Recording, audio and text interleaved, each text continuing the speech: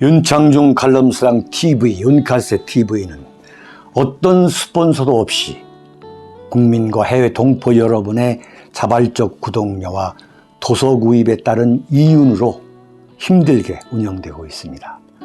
여러분에게 6권의 책을 권유합니다. 3년간의 죽음보다도 더 고통스러웠던 그 기록을 담은 피정, 그리고 박근혜 대통령 탄핵을 기록한 2017년 12월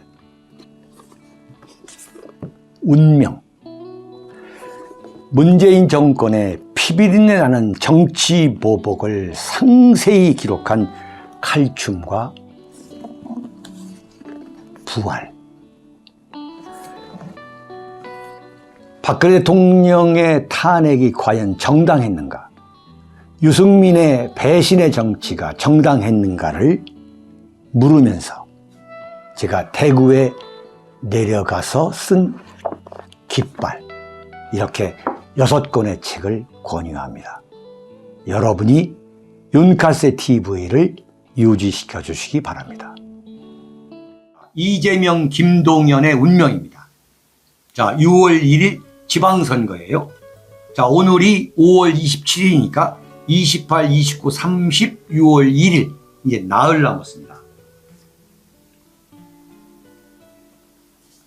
자, 여러분께 제가 예측해 드렸죠. 민주당이 대패할 걸로 본다. 호남 자민련, 그 예측이 거의 적중할 것 같다. 참 이걸 보면 민심은 정말 조변석게 하는 거예요. 특히 대한민국 국민의 이 국민성 중에 하나가 이른바 반도기질입니다. 반도기질. 네, 반도기질. 어떤 것도 영원한 게 없는 거예요. 모든 것은 바뀌는 거예요. 반도. 봄, 여름, 가을, 겨울 있듯이, 네? 하루에도 뭐 굉장히 추웠다가 굉장히 더운 날까지 있잖아요. 지금 우리 한반도 날씨가. 자, 여러분 보세요. 불과 2년 전에 대한민국 국민들은 민주당 한테 총선 때 이른바 압승을 몰아줬어요. 압승을. 불과 2년 전이야. 네? 문재인 정권이 대한민국 망친다고 했음에도 불구하고 완전히 압승을 몰아줬어. 압승을. 그리고 4년 전 2018년에 소위 말하는 지방선거가 있었는데 17개 광역시도지사 선거에서 국민의힘은 TK 2곳만 차지하고 15개에서 전패를 했어요. 근데 지금 뭐야? 지금 호남의 3곳, 광주, 전남, 전북, 그 다음에 제주도지사 정도만, 그러니까 17개 중에서 13개인데 그 중에 6개, 7개는 국민의힘이 확실히 가져가고 나머지가 이제 경합인 거예요. 분명한 건 뭐냐? 분명한 건 민주당이 호남의 자민련으로 전락하는 건 틀림없는 거예요. 근데 여기서 중요한 게 뭐냐, 여기서. 네, 호남의 자민련으로 이제 쭉으로 드는 거예요. 국회의석은 180석을 갖고 있어. 다 합치면. 근데 지방선거는 완전히 참패해가지고 완전히 그야말로 머리만 큰 가분수라죠. 가분수. 이게 뭐 장애인 비하가 아닙니다만. 근데 이번에 6월 1일 지방선거가 2024년, 이제 2년 남았어요. 내년 내후년 총선과 2027년 대한민국 헌법이 내각제로 개헌되지 않고 대통령 직선제로 그대로 간다는 전제를 한다면 2027년에 대통령 선거를 합니다. 그런데 바로 2024년 국회의원 선거와 2027년 대선을 예측할 수 있는 그 한 부분을 제가 여러분께 설명해 드리겠다 이거야. 이게 바로 뭐냐? 이재명과 김동연의 운명을 갖고 제가 설명해 드리겠다 이거야. 네. 이게 완전히 천재. 네 가지 경우수가 있어요. 네 가지 시나리오. 자, 잘 들으세요. 첫째 뭐냐? 이재명, 김동연이가 둘 다 이번에 이길 수 있는 가능성이 있어요. 네. 오늘 이게 뭐냐면, 자, 감정 빼고 들으세요. 조선일보와 TV조선 여론조사를 보니까 인천 계양을에서 이재명이가 48.1, 윤형선 국민의힘 후보가 44.4%. 이재명이가 한 2.7% 차이로 이재명이가 앞서는 걸로 돼 있어요. 이건 어떤 경우에 이재명이 당선되느냐? 호남 충청이 총결집하는 거지. 그래도 이재명 아니냐? 이 경우는 뭐냐? 이재명이가 지옥에서 살아나오는 거야. 네. 그리고 김동연이가 지금 조선일보와 TV조선이야. 이게 소위 말하는 친보수 매체 아니에요? 김동연이가 김은혜를 이기는 걸로 나오네요. 김동연이가 45.2, 김은혜가 44.3. 인천은 박남춘 40.6, 유정복 45.5. 인천은 유정복 국민의힘이 이기는 걸로 나와요. 자, 이게 그대로 가면 이재명과 김동연이가 겨우 이기는 거야, 겨우. 둘 다 지옥에서 살아남는 거지. 그러나 그럼에도 불구하고 이재명한테는 이건 치명타다. 문재인의 소위 말하는 문재인 민주당을 이재명 민주당을 접수하려고 하는 이재명의 계획이 이건 수포로 돌아간다. 당선이 된다 하더라도. 왜? 압도적으로 이기지 못하기 때문에. 압도적으로 이기지 못하기 때문에. 자, 그런데 만약에 김동연이가 이번에 김은혜를 꺾고 경기도에서 경기도지사가 된다면, 간발의 차이로라도 이기게 된다면 김동연이는 대선 후보로 강력히 부상할 것이다. 강력히.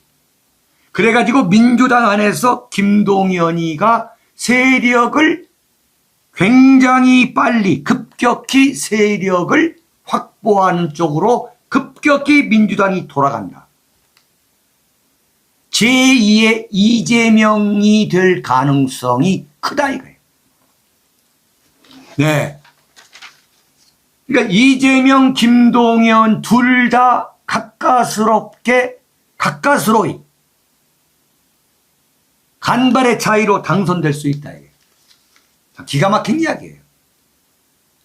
광주에 전두환 그 비석 찾아가가지고 발로 짓밟아 버린 게 누구예요? 이재명이고 김동연까지도 가가지고 전두환 비석을 짓밟은 사람 아니에요. 이게 첫 번째 시나리오예요. 두 번째, 이건 뭐 어떤 것이 먼저 되느냐를 떠나서 두 번째, 이재명이가 당선되고 김은혜가 당선될 수가 있어. 그런데 이재명이가 이번에 이 계양을에서 당선이 된다 하더라도 마찬가지야. 이건 치명적이야. 지명타를 입을 거라고. 그런데 김은혜가 이번에 경기도지사에서 지사가 당선이 된다면 김은혜가 급부상합니다. 이 김은혜가 굉장한 야심가예요. 경기도지사로 끝낼 여자가 아니에요. 아주 위선적인 사람이거든. MBC 기자할 때부터 제가 압니다. 아주 꿈이 큰 여자예요. 차기 대선 후보를 노릴 가능성을 저는 100%로 봅니다. 이번에 당선이 되면. 그리고 김은혜가 경기도에 만족할 사람이 아니에요. 틀림없이 2027년 대선 나간다고 몸살이면서 준비할 겁니다. 여러분 6월 1일 이미 그걸 제가 먼저 말씀을 드리는 거예요. 이 두 번째 시나리오야. 이재명이가 되고 김은혜가 당선되는 거. 그러면 대한민국 정치가 굉장히 바뀔 거예요. 특히 이제 국민의힘에. 세 번째 뭐냐? 계양을에서 윤영선이가 당선되고 김은혜가 당선될 수가 있어요. 그러면 이건 이재명이가 이제 완전히 몰락하는 거예요. 네. 이재명 완전 몰락해. 네 번째 뭐냐? 윤영선이가 당선되고 김동연이가 당선됐었잖아요. 네 가지 경우니까. 이러면 이재명은 완전히 사라져. 네. 경기도 이번 지방선거가 이렇게 대한민국 정치를 바꿔놓을 것으로라고는 누구도 예측 못한 거예요. 유승민이 몰락했잖아요. 예?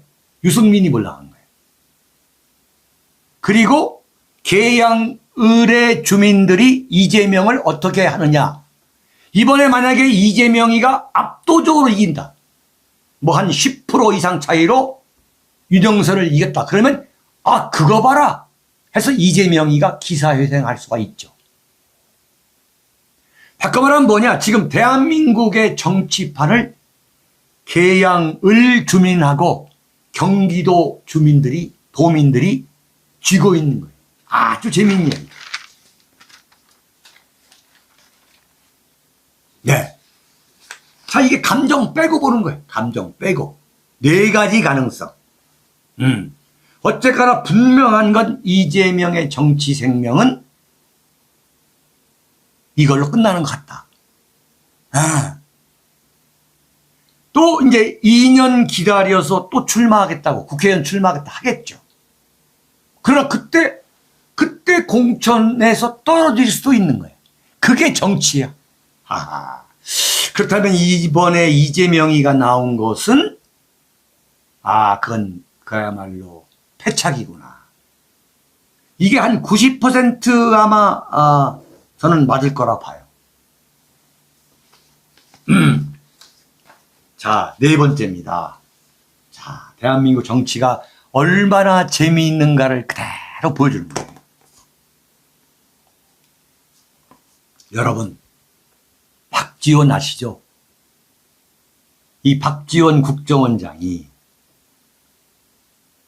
원래 문재인하고는 문재인이가 대통령이 되는데 되지 못하도록 하는 쪽에 섰던 사람 아니에요. 안철수의 국민의당을 안철수하고 같이 만들었잖아요. 민주당에서 나와서. 안철수가 먼저 나오고 이제 박지원이가 나와가지고 국민의당을 만든 건데 결국은 뭐냐면 문재인이가 대통령 되는 데에 반대편에 섰던 사람이었거든. 그럼에도 불구하고 문재인에 대해서 도와줄 건 도와준 거예요. 그게 뭐냐면 이제 대북관계. 김정은은 박지원을 신뢰하니까.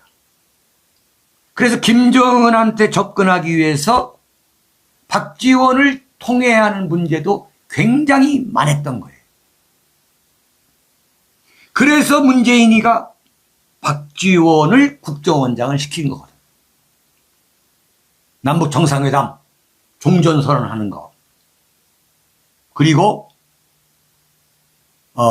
소위 말하는 이제 민주당의 정권 재창출. 그래서 이제 박지원을 국정원장을 시킨 거죠.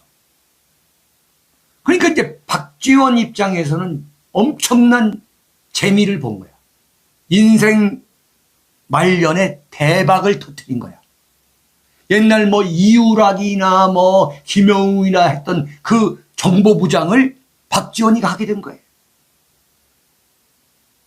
그런데 이제 윤석열 정권이 오면서 대선 과정에서 박지원이가 윤석열의 소위 말하는 아킬레스건에 대한 공격을 안 했어. 봐준 거야. 이건 뭐 국정원이 정치 개입 안 했다? 이건 새빨간 거짓말. 대한민국 국정원이 그럴 국정원이 아니야. 말도 안 되는 이야기. 그래가지고 국정원장까지 하면서, 그러니까 윤석열 정권의 국정원장 임명이 늦어질 것이다. 그렇게 이제 장제원이가 얘기를 했거든. 그러니까 그 과정에서 이제 윤석열한테, 과거에 윤석열하고 박지원은 법사위원회에서 서로 아삼육이었어, 아삼육. 박지원이가 윤석열 괴롭히지 않았어요. 당은 달랐지만. 그래서 이제 국정원장까지 이제 하면서 윤석열이가 새 국정원장을 이제 임명할 때까지 앉아 있으려고 했던 거예요. 근데 이제, 이거 아니다. 제가 지적했잖아요. 그러니까 이제 박지원 목을 5월 10일 취임식 하고서 11일 날 바로 이제 사표 내라고 연락이 왔다는 거 아니에요. 대통령실에서. 자, 그러면은 국정원장까지 했으면 박지원이가 이제 집에 가서 정말로 손자 보고 지내야 되는데, 제가 여러분 말씀드렸죠? 이 권력욕, 이 정치인의 권력욕과 성욕은 염라대왕도 이건 억누를 수가 없다. 이제 윤석열 정권에 자연스럽게 올라타려고 했던 게 이제 딱 무산이 되니까 어제 딱 등장한 거예요. 어떻게 등장했느냐? 윤석열 정권의 인사를 물고 뜯고 나오더라고. 다 무서운 일. 이것은 윤석열 정권을 내가 적당하게 조져야 되겠구나. 그러면 윤석열 정권하고 긴장관계를 가져가야 돼. 근데 박지원은 잘 알아. 살아있는 권력을 조지면 그게 얼마나 무섭다는 걸 잘 알아요. 그 때문에 왕창 조지지를 않는 거야. 그러면서 민주당의 지금 내분, 박지원이가 일으키고 있는 그 내용을 개입해가지고 민주당한테 우아하게 코치를 해주는 거야. 응? 너희들이 지금 내분을 일으킬 때냐. 권력을 감시할 때지. 지금 윤석열 정권에서 지금 권력기관, 뭐 검찰, 경찰, 세무, 뭐 군대 인사까지 지금 지 마음대로 하고 있다. 인사는 만사인데 지금 망사라고 하고 있다. 더 싸우지 말고 윤석열 정권을 공격해야 된다. 이런 식으로 쫙 어드바이스를 하고 나오는 거야. 이걸 딱 봐야 돼. 무서운 거야. 왜 갑자기 민주당한테 정신 차리고서 윤석열 정권을 공격하러 나오느냐. 민주당한테 야, 박지원, 나 여기 있어.